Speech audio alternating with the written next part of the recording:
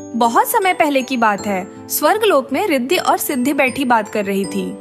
बहन रिद्धि, आज तो मैं बहुत थक गई। हमारा सारा समय तो रसोई घर में ही बीत जाता है, प्रभु गणेश को खाना पकाकर खिलाते खिलाते। हाँ सिद्धि, सही कहा तुमने। प्रभु गणेश को हर थोड़ी देर में भोजन चाहिए, और वो भी तरह तरह के पकवान। उनके लिए भोजन पकाते पकाते तो हमारे हाथ ही घिस गए। आज तो प्रभु ने गजब ही कर दिया। 4 मन अनाज अकेले ही खा गए और भोजन करने के बाद कहते हैं कि अच्छे से पेट भरा नहीं। ये तो रोज की ही बात है।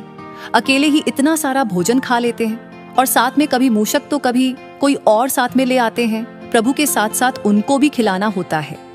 हाँ, सही कह रही हो।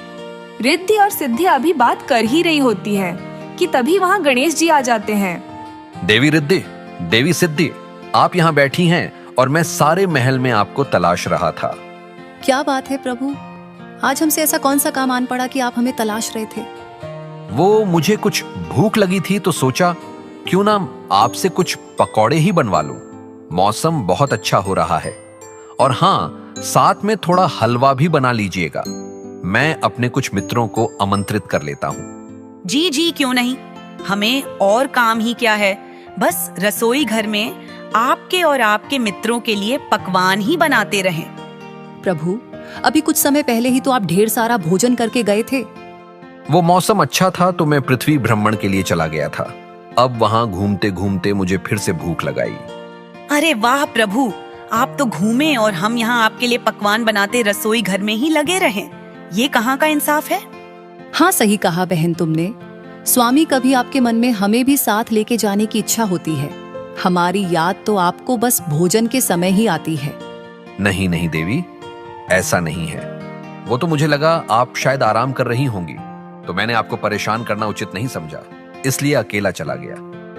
नहीं प्रभु, अब हम परेशान हो चुके हैं।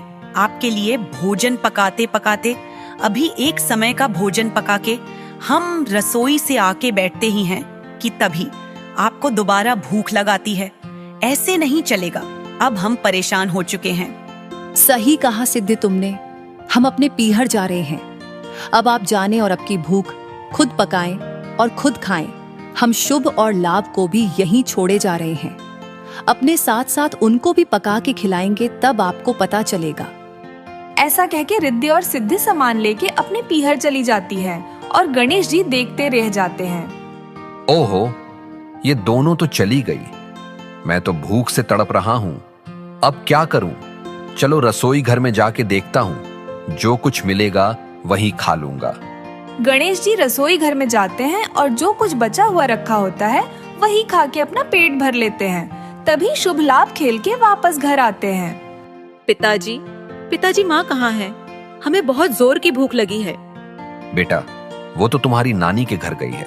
अगर तुम्हें भूख लगी है तो मैं अभी तुम्हारे लिए कुछ बना देता हूँ।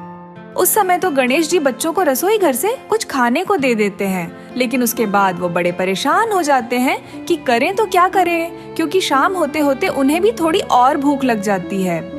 ऐसे कैसे काम चल पाएगा? मुझे तो सच में थोड़ी थोड़ी देर में भूख लगती है। अब क्या करूं? देखता हूं कहीं से कोई आमंत्रण आया हो तो वहीं जाके अपनी भूख मिटा लूंगा। साथ में शुभ लाभ को भी ले जाऊंगा। अरे ये क्या? सभी आमंत्रण पत्रों पर रिद्धि सिद्धि संग गणपति का आमंत्रण लिखा है। अब इन पे बिना रिद्धि सिद्धि के तो जा नहीं सकता। अब क्या करूं? हाँ, ऐसा करता हूं, माता पार्वती के पास ही चला जाता हूं। ऐसा सोच के गणेश जी माता पार्वती के पास कैलाश पर्वत पर पहुंचते हैं। अरे पुत्र गणेश, आज तुम अकेले कैसे आ रहे हो? रिद्धि सिद्धि साथ नहीं आई? प्रणाम माता। नहीं, आज मैं अकेला ही आया हूं। माता, मुझे बहुत जोरों की भूख लगी है। आप मुझे पहले कुछ भोजन करा दें। माता पार्वती गणेश जी को भोजन करवाती हैं। गणेश जी भर पेट भोजन करते हैं। फिर माता पार्वती गणेश जी से पूछती हैं, अब बताओ गणेश, आज तुम रिद्धि सिद्धि के बिना कैलाश पे कैसे? माता, मेरे बहुत अधिक भोजन करने से परेशान होके वो दोनों अपने पीहर चली गई हैं। अब मुझे तो हर थोड़ी देर में भूख लगाती है। मैं क्या करूं? मुझे तो कुछ पकाना भी नहीं आता। अच्छा, तो ये बात है। गणेश, तुम भी उन्हें इतना अधिक परेशान कर देते हो चलो मैं तुम्हारे साथ रिद्धि और सिद्धि को मनाने चलती हूँ। शुभ लाभ को भी साथ लेते हैं, चलो। गणेश जी और माता पार्वती शुभ और लाभ को लेने के लिए गणेश जी के महल जाते हैं। वहां पहुंचते ही गणेश जी को रसोई घर से पकवानों की खुशबू आने लगती है।